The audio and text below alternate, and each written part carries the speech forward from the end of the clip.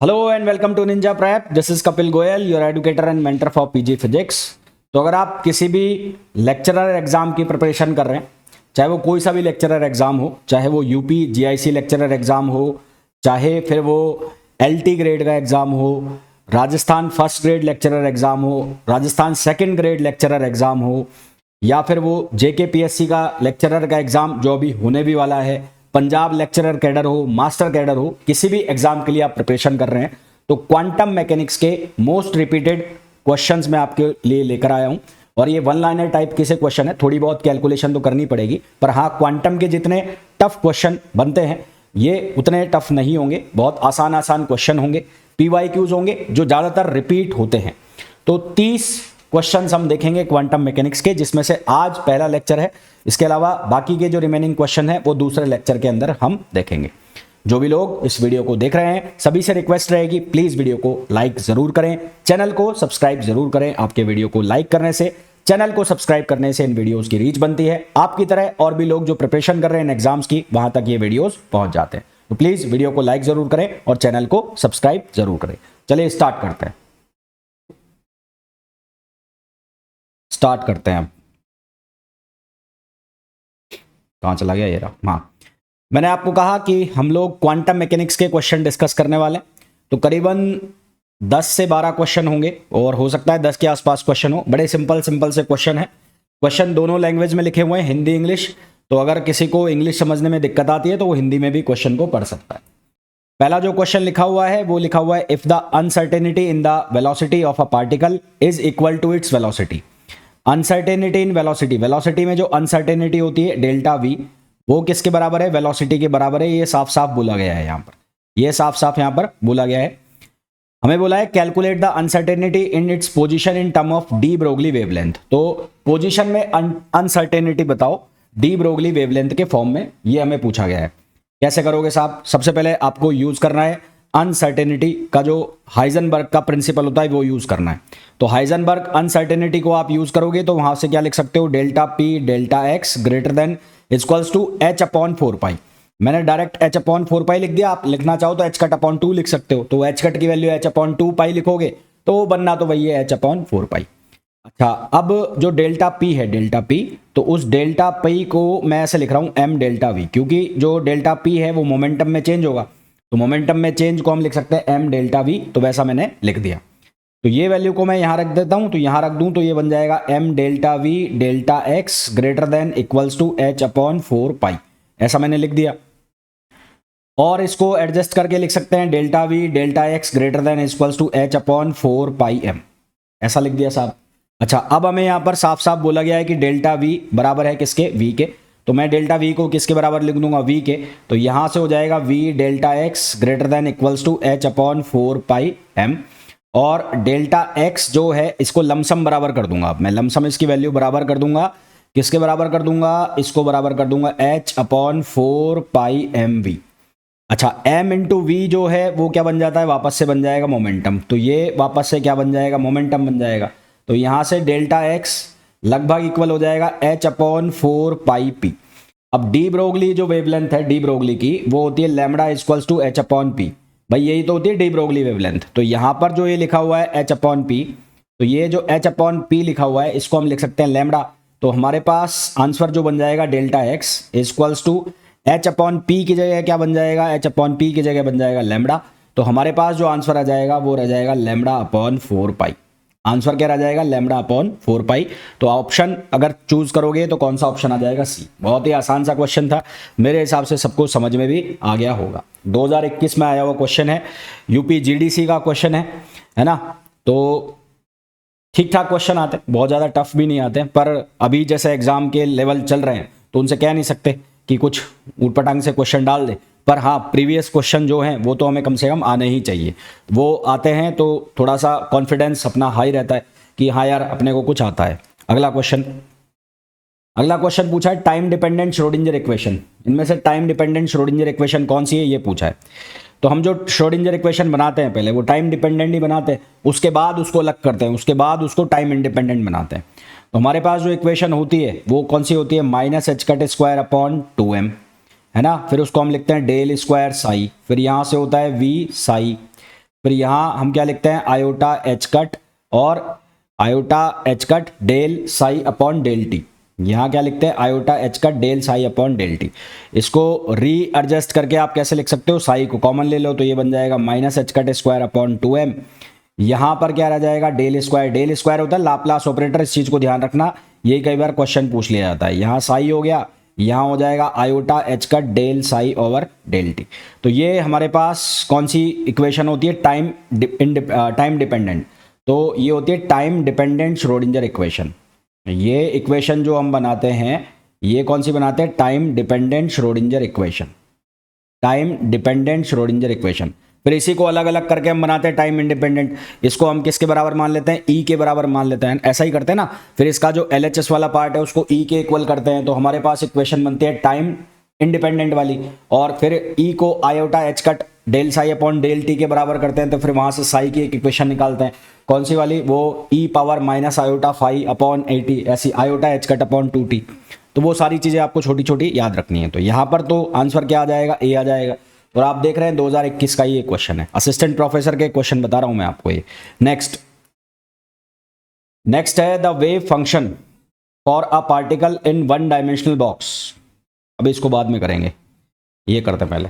The value of commutator bracket x P x, value बताने commutator bracket की। हालांकि इसको मैं शॉर्ट में बताऊं आपको, तो इसका एक लाइन में आंसर है। पहले मैं डिटेल में कर देता हूं, फिर शॉर्ट में कैसे करेंगे वो भी बात कर लेंगे। तो हमारे पास ये लिखा हुआ है एक्स पी एक्स और इसको मैंने ऐसे लिख दिया साई।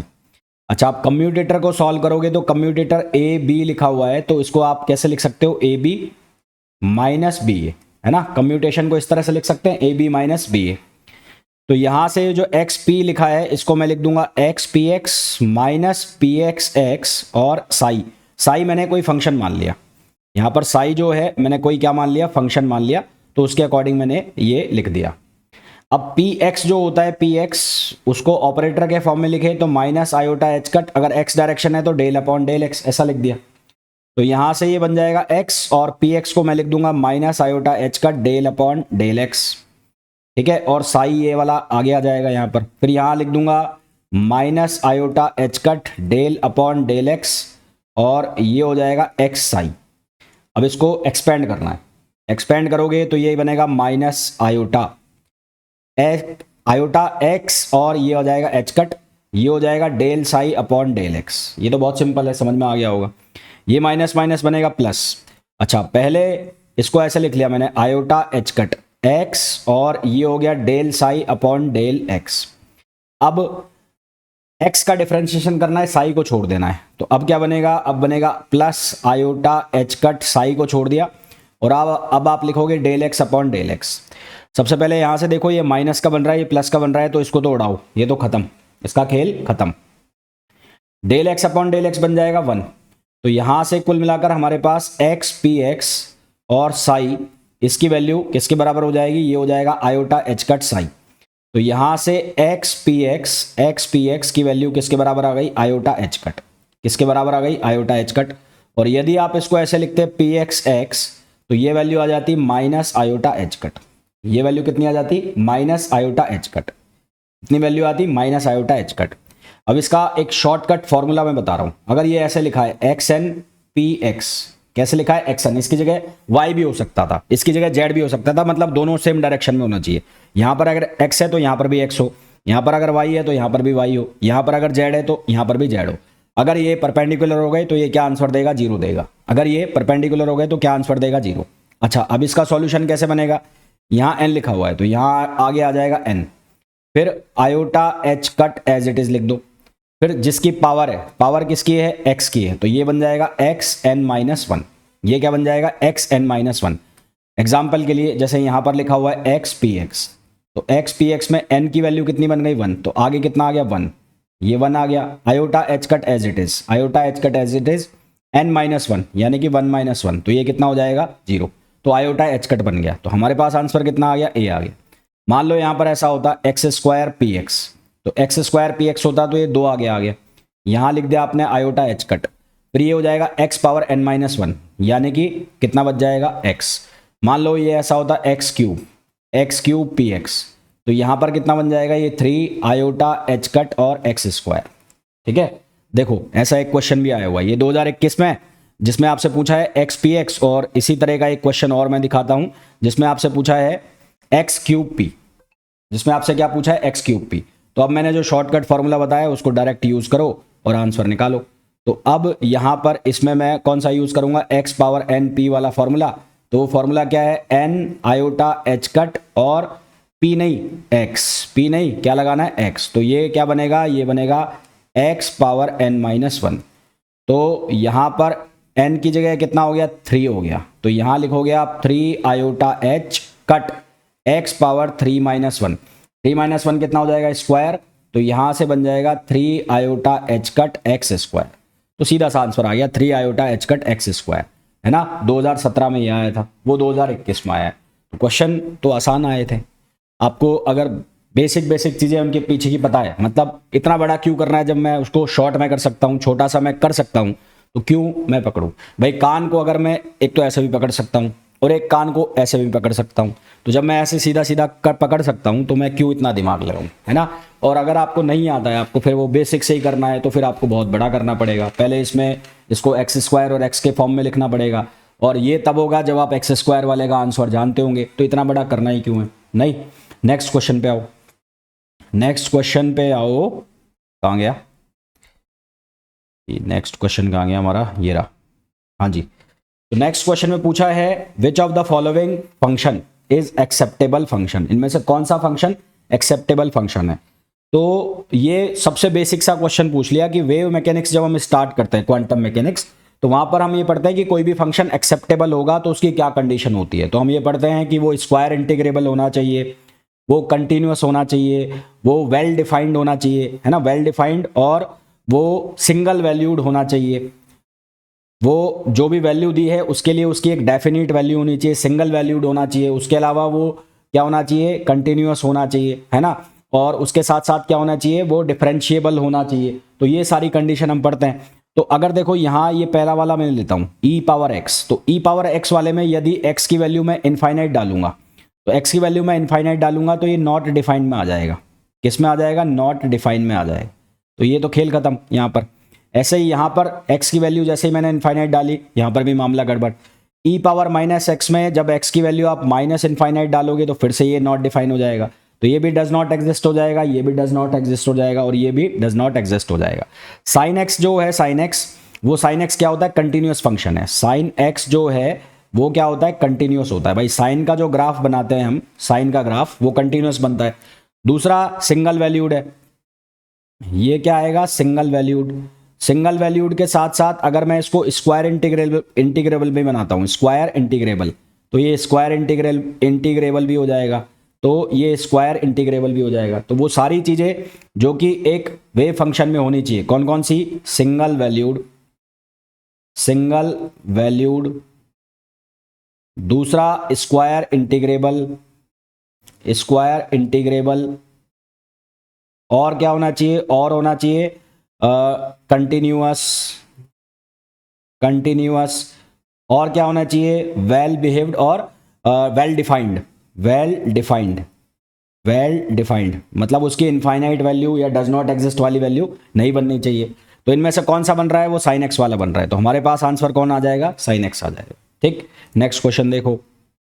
नेक्स्ट क्वेश्चन में बोला है according to quantum mechanics for a free particle, free particle के लिए इनमें से कौन सा सही है।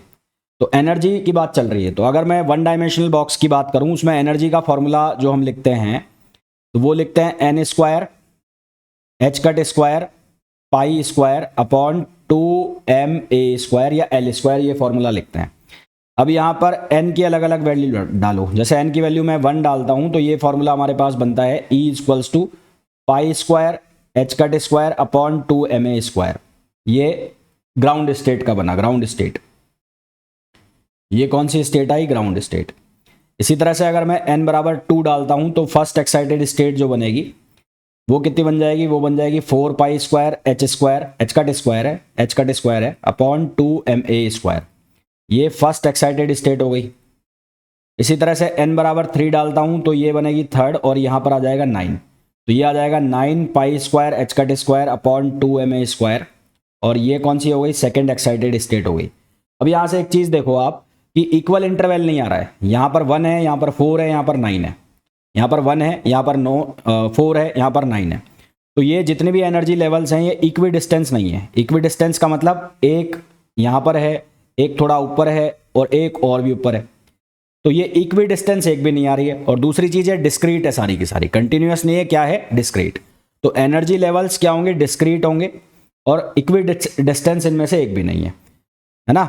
तो कंटिन्यूस तो है ही नहीं और इक्वी डिस्टेंस भी नहीं है, तो पहला भी कट गया। तो तीसरे ऑप्शन में लिखा है कि energy levels are discrete but not equi distance. तो एनर्जी लेवल जो है वो क्या होंगे, डिस्क्रीट होंगे और इक्वी डिस्टेंस नहीं होंगे। 2021 का क्वेश्चन। नेक्स्ट हमें पूछा है कि इनमें से एक्सपेक्टेशन वैल्यू के लिए कौन सा फॉर्मूला सही होगा इसका, एनर्जी का। तो कैसे बताओगे?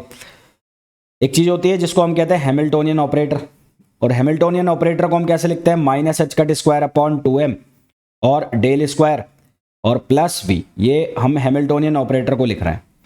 तो एनर्जी की एक्सपेक्टेशन वैल्यू निकालनी है तो मेरे को इसका यूज करना पड़ेगा। तो एनर्जी की एक्सपेक्टेशन वैल्यू को हम कैसे लिखेंगे, इंटीग्रेशन लगाया, यहां मैंने लिख दिया साई स्टार, यहां मैं लिखूंगा h, यहां लिखूंगा साई, और ये मैंने लिख दिया डी टाउ। डी टाउ का मतलब है पूरे स्पेस के लिए आप सॉल्व कर रहे हो, पूरे वॉल्यूम के लिए सॉल्व कर रहे हो। तो यहां से ये साई स्टार, h की वैल्यू ये पूरी की पूरी लिख दो, minus H cut square upon 2m, ये डेल स्क्वायर प्लस v, ये हो जाएगा साई और ये डी टाउ। अब यहां पर v का कोई रोल है नहीं, तो ये H cut square upon 2m जो लिखा हुआ है डेल, इसको कैसे लिख सकते हैं, माइनस आयोटा एच कट। मतलब यहां से अगर मैच कराओगे, कौन सा ऑप्शन मैच कर रहा है, यहां से ऑप्शन मैच कर रहा है केवल और केवल डी। तो हमारे पास जो करेक्ट आंसर आ जाएगा, इसमें करेक्शन होगा, ये इसमें करेक्शन होकर H cut square upon 2m लिखा जाएगा, यहाँ पर इसमें करेक्शन होगा, एच कट स्क्वायर अपॉन 2 में ये हटेगा। तो हमारे पास जो सही आंसर आ जाएगा वो कौन सा आ जाएगा, डी आंसर हमारे पास करेक्ट आ जाएगा। ठीक है, हमारे पास इसका करेक्ट आंसर क्या आ जाएगा, डी आ जाएगा, क्योंकि एक दोनों ऑप्शन एक जैसे लिखे हुए हैं, सी और डी। तो इसमें करेक्शन है, H cut square upon 2m लिख लेना इसको, और ये डेल स्क्वायर। तो हमारे पास सही ऑप्शन कौन सा आ जाएगा, डी आ जाएगा। नेक्स्ट, यहां पर हमें पूछा है the flux produced by a wave function. मतलब आपसे जो डेंसिटी है, डेंसिटी का फॉर्मूला होता है, तो वो डेंसिटी का फॉर्मूला हम क्या लिखते हैं, J equals to iota H cut upon 2m, और इसको हम लिखते हैं psi del psi star minus, इसको लिखते हैं साई स्टार और डेल साई। ये फॉर्मूला हम लिखते हैं, किसका फॉर्मूला लिखते हैं, J का, करंट डेंसिटी का जो फॉर्मूला होता है ये फॉर्मूला लिखते हैं। और इसको फ्लक्स से भी बोलते हैं, क्या बोलते हैं, फ्लक्स भी बोलते हैं। तो सबसे पहले तो जो फंक्शन हमें दिया है वो दिया है साई। साई की जो वैल्यू है वो है e पावर आयोटा kx, और साई स्टार की ऑब्वियस सी बात है क्योंकि ये आइगन फंक्शन है, ये कॉम्प्लेक्स फंक्शन है, तो यहां पर ये बन जाएगा a e power minus iota kx, ये बन जाएगा। आपको किस किस की जरूरत पड़ेगी, डेल साई स्टार की और डेल साई की। तो यहां से जब आप डेल साई निकालोगे तो डेल साई की वैल्यू क्या बनेगी, आयोटा के a e power iota kx। अब मेरे हिसाब से इतना तो आपको आता होगा यार, है ना। और फिर डेल साई स्टार, ये वैल्यू क्या बनेगी, ये बनेगी माइनस आयोटा के ए ई पावर माइनस आयोटा के एक्स। तो ये वैल्यू हो गई। अब ये सारी वैल्यू उठा के यहाँ डालनी है, यहाँ डालनी है, तो ये हो गया iota H cut upon 2m, ये बन गया। साई की वैल्यू ये हो गई, तो ये वैल्यू एज इट इज लिख दी मैंने, ए ई पावर आयोटा के एक्स। डेल साई स्टार ये वाला है, तो यहाँ से क्या वैल्यू आ रही है, यहाँ से आ रही है माइनस आयोटा के, ये हो गया ए ई पावर माइनस आयोटा के एक्स, माइनस साई स्टार की वैल्यू ये वाली, तो ये हो गया ए ई पावर माइनस आयोटा के एक्स, और डेल साई जो है उसकी वैल्यू कितनी हो जाएगी, आयोटा के, और ये हो जाएगा ए ई पावर आयोटा के एक्स, ये वैल्यू आ गई। अब इसको सिंप्लीफाई करो, देखो यहाँ ए ई पावर आयोटा के एक्स है और ये ई पावर प्लस का है, तो ये तो खत्म होने वाले हैं। ए और ए का हो जाएगा स्क्वायर, तो ये बाहर तो एज इट इज लिखा हुआ है iota H cut upon 2m, ये कर दो आप ए स्क्वायर, और ब्रैकेट में क्या रह जाएगा, ब्रैकेट में रह जाएगा माइनस आयोटा के, क्योंकि ये ई पावर आयोटा के एक्स है, ये ई पावर माइनस आयोटा के एक्स है, तो एक दूसरे को खत्म कर देंगे। यहाँ पर क्या बनेगा, ये माइनस, ये वापस से क्या बन जाएगा, ए स्क्वायर, ई पावर माइनस आयोटा के एक्स माइनस है और यहाँ पर प्लस है, तो अगेन ये एक दूसरे को खत्म करेंगे, यहाँ पर बन जाएगा आयोटा के।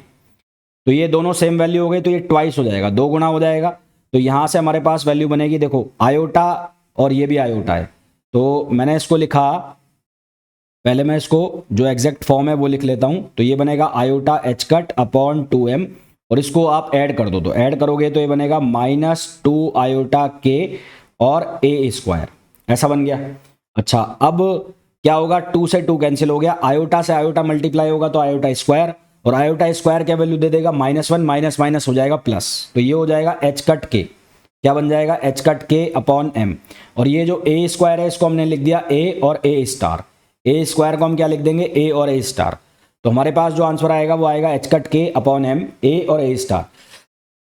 बी और सी ऑप्शन को ध्यान से देखो, तो बी और सी ऑप्शन में देखो यहां पर भी एच कट के अपॉन m लिखा है और यहां पर h लिखा हुआ है, तो जल्दबाजी में गड़बड़ नहीं होनी चाहिए, लगभग सेम से ऑप्शन है, पर आंसर हमारे पास सही कौन सा आएगा, एच कट के अपॉन m, a और a स्टार। तो हमारे पास जो सही आंसर है वो कौन सा हो जाएगा, बी हो जाएगा। 2017 का ये क्वेश्चन है। नेक्स्ट क्वेश्चन देखो। नेक्स्ट क्वेश्चन में हमें नॉर्मलाइजेशन करना है और a की वैल्यू निकालनी। तो नॉर्मलाइजेशन की कंडीशन लगानी है आपको, बाउंड ये जो लिमिट्स हैं वो दी हुई है। तो नॉर्मलाइजेशन की कंडीशन क्या होती है, माइनस इनफाइनाइट से इनफाइनाइट, और यहां पर आप लिखते हो साई स्टार साई और डी एक्स इक्वल्स टू 1। तो पहले तो आपको लिमिट को तोड़ना पड़ेगा क्योंकि दो पार्ट में लिमिट दी हुई है। तो एक हो जाएगी माइनस इनफाइनाइट से 0, तो उसमें तो फंक्शन डिफाइन ही नहीं है तो वो तो 0 हो जाएगा। और दूसरा क्या हो जाएगा, वो हो जाएगा 0 से इनफाइनाइट, और ये क्या बन जाएगा, यहां पर कॉम्प्लेक्स तो है नहीं तो ये बन जाएगा a square E power -2kx, ये रखना है ना, क्योंकि कॉम्प्लेक्स नहीं है तो साई स्टार की वैल्यू भी क्या बनेगी, सेम बनेगी। भाई साई की जो वैल्यू है वो है a ई पावर -kx, और साई स्टार जो बनेगा वो भी क्या बनेगा, a ई पावर -kx ही बनेगा। तो दोनों जब मल्टीप्लाई होंगे तो ये बन जाएगा a square E power -2kx, और ये हो जाएगा dx, बराबर करना है 1 के। ये वाली वैल्यू खत्म, इसको हटाओ, यहाँ a स्क्वायर को बाहर निकाल लो, ये हो गया 0 से इनफाइनाइट, ये बन गया e पावर -2kx, और इसको मैं ऐसा लिख रहा हूं x पावर 0। यहां पर क्यों लिख रहा हूं अभी मैं बताऊंगा। हमारे पास एक फंक्शन होता है जिसको कहते हैं गामा फंक्शन। क्या कहते हैं, गामा फंक्शन, गामा फंक्शन। तो वो गामा फंक्शन को हम कैसे लिखते हैं, 0 से इनफाइनाइट में तो इंटीग्रेशन होना चाहिए, और यहां पर होता है e पावर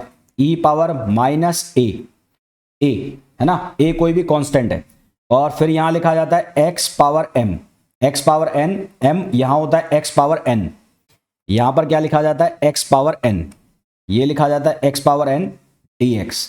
और इसको जब हम सॉल्व करते हैं गामा फंक्शन को तो हमारे पास बनता है 1/m, फिर यहां पर 1/, ये जो a लिखा हुआ है a, इस a के साथ हम क्या लिखते हैं m, इस a के लिए हम क्या लिखते हैं n+1/m, इसके लिए क्या लिखते हैं n+1/m, और फिर यहां पर हम लगाते हैं गामा n+1/m। तो इस तरह से सॉल्व करते हैं गामा फंक्शन को। तो ये पूरा का पूरा क्या बन गया, गामा फंक्शन बन गया। तो ये गामा फंक्शन बन गया, तो यहां गामा फंक्शन लगा के मैं सॉल्व करूंगा, तो ये बन जाएगा a स्क्वायर 0 से इनफाइनाइट, ये हो जाएगा e पावर -2kx, x ही है ना, हाँ, और यहां पर मैंने x पावर 0 लिख लिया, dx इक्वल्स टू 1। तो यहाँ m जो है उसकी वैल्यू हो गई 1, और ये n होता है तो n की वैल्यू कितनी हो गई, 0 हो गई। तो ये गामा फंक्शन लगेगा यहाँ पर, तो यहाँ गामा फंक्शन लगा रहा हूँ मैं, a स्क्वायर क्या करते हैं 1/m, तो 1/m की वैल्यू 1।